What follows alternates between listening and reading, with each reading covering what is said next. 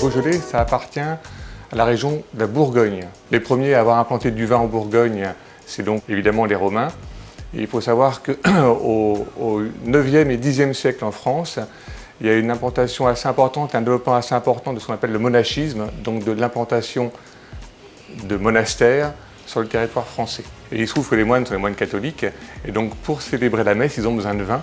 Donc forcément, le développement du monachisme se développe, le développement de la vigne. Donc on a des traces de culture de vigne dans le Beaujolais à partir du XIe siècle et en Bourgogne à partir du Xe siècle.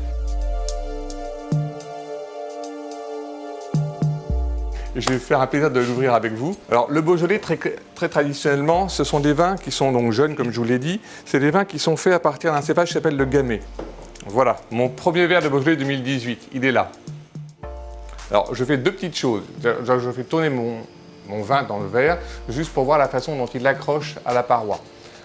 Pourquoi? Parce qu'on voit à l'œil s'il a été chaptalisé. Chaptalisé, ça veut dire quand le vin a été sucré. Bon, là, on est sur un vin jeune avec des petites jambes toutes jolies. On voit que ça n'a pas été chaptalisé.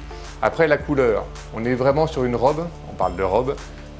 Pour le vin, on est vraiment sur une robe qui, cette année, est assez profonde. On a déjà connu des Beaujolais beaucoup plus roses. Là, ici, si vous regardez la couleur, on est sur un pourpre assez joli, d'ailleurs, et assez clair.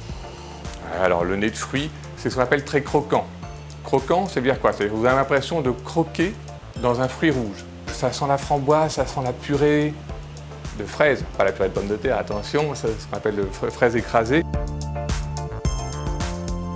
Très goulayant, il prend toute la bouche sans agresser. Il est souple en bouche.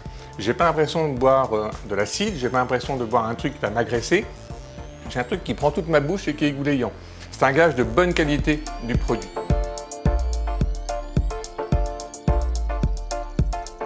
Impatient de vous rejoindre en Haïti et surtout bonne dégustation.